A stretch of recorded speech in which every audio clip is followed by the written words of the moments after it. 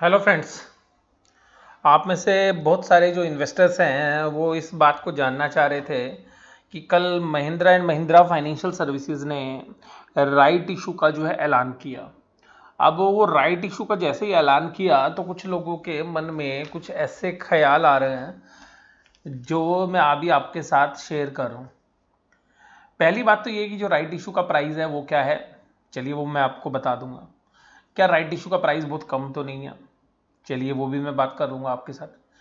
क्या right issue की क्या जरूरत पड़ गई थी कंपनी को?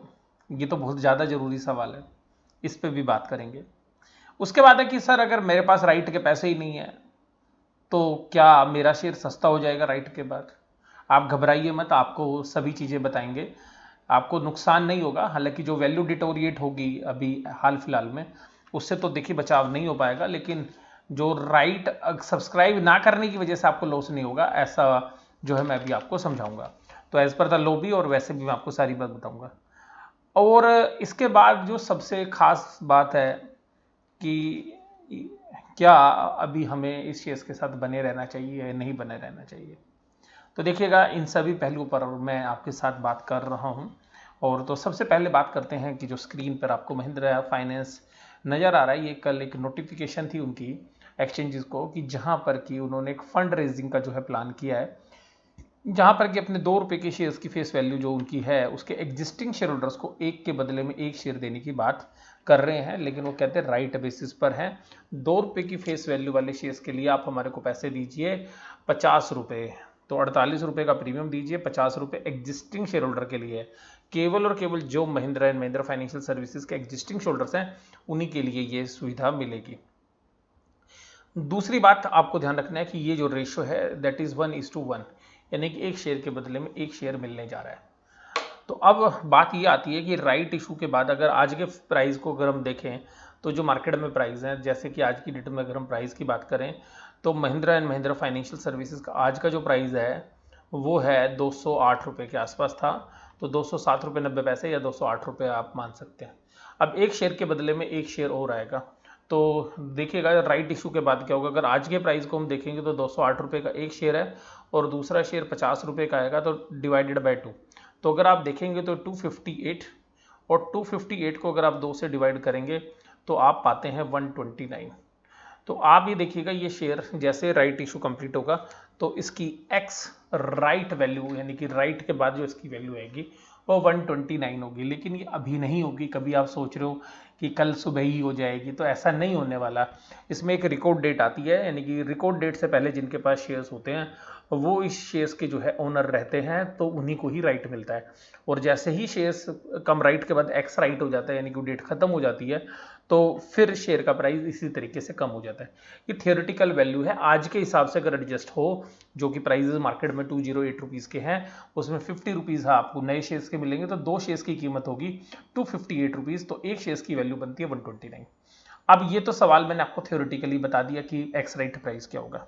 लेकिन मन में सवाल जो सबसे बड़ा और खतरनाक सवाल है वो पहले मैं आपको डिस्कस वही करूंगा कि मैनेजमेंट को जरूरत क्या पड़ गई थी। जनरली जब कंपनियां राइट इशू करती हैं तो अपनी नोटिफिकेशन के अंदर ये बातें बताती हैं कि किस लिए हम इस पैसे को रेज करना चाह रहे थे, और ज़्यादा भी नहीं बताती तो ब्रीफिंग जरूर से जरूर देती है। लेकिन जो यहाँ पर कोई भी बात नहीं रखी गई है। और देखिएगा सबसे खास बात है जो इसकी राइट इशू की रिकॉर्ड डेट जो रखी गई है, the board has also fix the record date for the purpose of determining the share of the company who will be eligible to receive right entitlement in the issue is 23 जुलाई। इसका मतलब है कि जो 21 तारीख तक इसके शेयर्स के owner रहेंगे, यानी कि जो 21 तारीख तक इसके शेयर्स खरीद लेंगे 21 जुलाई तक उनको ये राइट मिलेगा। यानी कि कंपनी ने जल्दबाजी भी कर दी है। यानी कि सिंपल सी बात ये है कि 28 जुलाई को ये जो डेट है ये खुल जाएगी और 23 जो है रिकॉर्ड डेट रहेगी। तो 23 की रिकॉर्ड डेट है, तो T+2 में आप कैलकुलेशन करते हैं तो 21 तारीख को अगर आप ये शेयर खरीदेंगे तो आपको राइट मिलेगा। अब बात यह है कि क्या राइट के लिए इशू करना चाहिए या नहीं करना चाहिए, या राइट इशू से पहले क्या होगा। यानी कि आज 19 तारीख यानी कि 20 तारीख कल होगी और 21 तारीख 2 दिन का समय है। तो क्या सर इसके शेयर प्राइस पर क्या इंपैक्ट पड़ेगा। देखिएगा कंपनी बड़ी समझदार है, उसने ज़्यादा टाइम दिया ही नहीं, ज़्यादा टाइम दिया नहीं। देखिएगा सबसे पहली बात यह है कि क्योंकि इशू बहुत बड़ा है और जब राइट लाया जा रहा है तो बहुत ज़्यादा डिस्काउंट है, यानी कि बहुत नीचे के प्राइस पर कंपनी की मैनेजमेंट ने प्राइस रखा है। अभी बहुत लोगों के मन में ख्याल होगा कि क्यों ये प्राइस रखा गया इतनी जल्दबाजी को।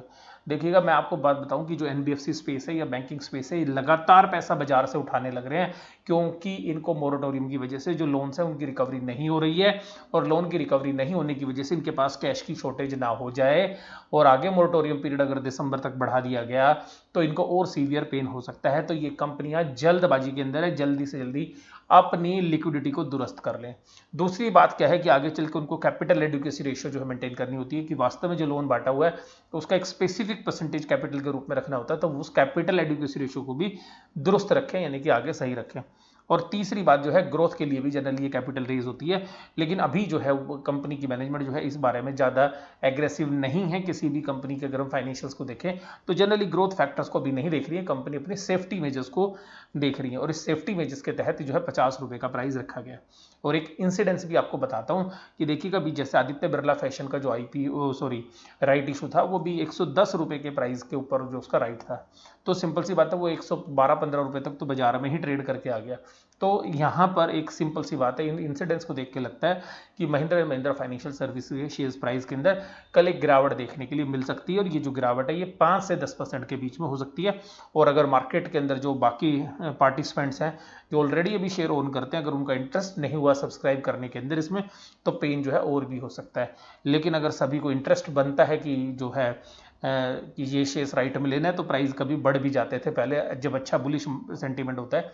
लेकिन अभी हाल फिलहाल में मुझे ऐसा सेंटीमेंट जो है नज़र नहीं आ रहा है, तो बढ़ने के चांसेस तो मुझे बहुत ज़्यादा नहीं लग रहे हैं, या तो फ्लैट रहेगा या जो है थोड़ा नेगेटिव जो है होने के चांसेस हैं इसके।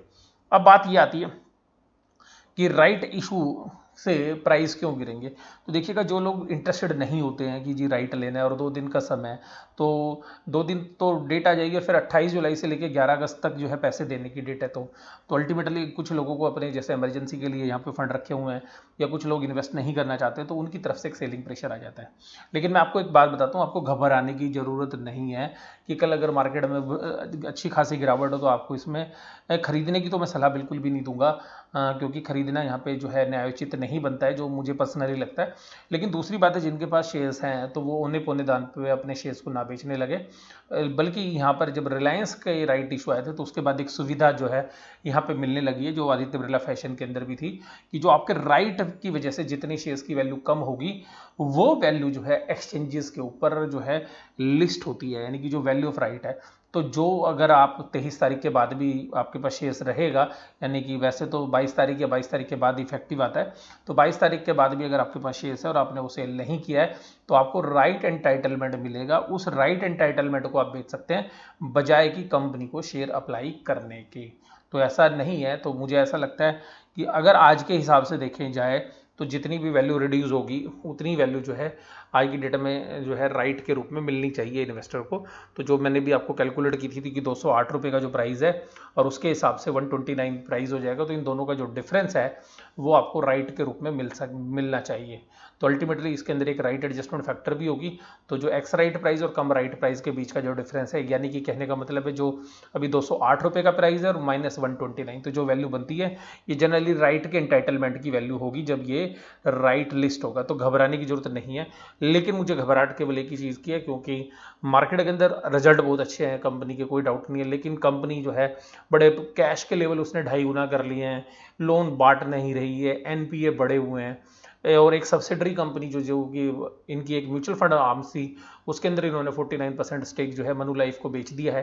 तो अल्टीमेटली इसी सब पहलू से ऐसा लगता है मुझे कि अच्छे रिजल्ट के बाद भी हो सकता है इसके शेयर के प्राइस में करेक्शन हो, और फिर एक पैनिक सेल कहीं ना आ जाए, घबराहट की वजह से कुछ लोग बेचते हैं, तो वो भी हो सकता है। लेकिन मुझे ऐसा लगता है कि कंपनी अभी पीछे पास्ट में अच्छा करती रही है, और ये जो कोविड की समस्या देखिए किसी ने भी एक्सपेक्ट नहीं की थी।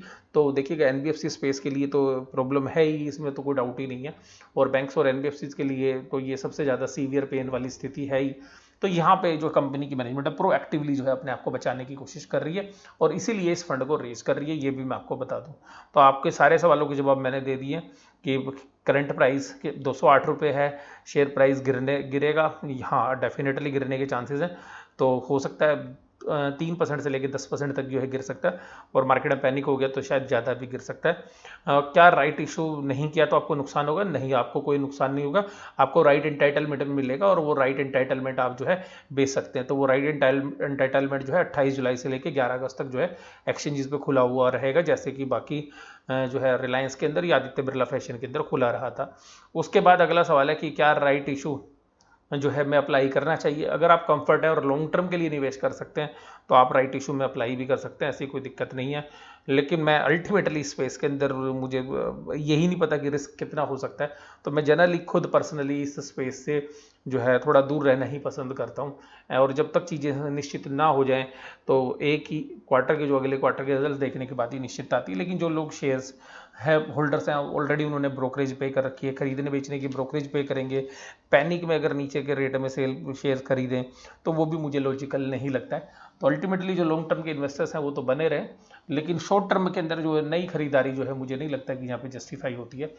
हालांकि अगर शेयर के प्राइस ज़्यादा करेक्ट हो जाए तो राइट एंटाइटलमेंट आपको सस्ते रेट में मिल सकता है अगर आप खरीदना चाहेंगे तो, और फिर 50 रुपये कंपनी को आपको पे करने पड़ेंगे। तो दो लोगों को आप पे करेंगे, एक तो राइट एंटाइटलमेंट खरीदेंगे जो आज एग्जिस्टिंग शोल्डर को है, और दूसरा आपको कंपनी को पैसा देना पड़ेगा अगर राइट के माध्यम से अगर आप शेयर खरीदना चाहते हैं तो। और जिनके पास है ऑलरेडी तो उनको राइट मिलेगा, वो अप्लाई कर सकते हैं। और इसके अलावा भी तीसरी ऑप्शन तो हमेशा ही खुली रहती है कि बाजार के अंदर जो शेयर्स हैं उनको आप डायरेक्ट भी खरीद सकते हैं। तो इन सभी पहलुओं के साथ जो है मैंने आपके सारे सवालों के जवाब देने की कोशिश की, और ये जो मेरा एनालिसिस था ये आपको किस तरीके का लगा ये जरूर से जरूर आप मुझे बताइएगा। वीडियो इसी तरीके से देखते रहिएगा, अपना जो है प्यार और स्नेह बनाए रखिएगा, और वीडियो देखने के लिए धन्यवाद। Thank you very much.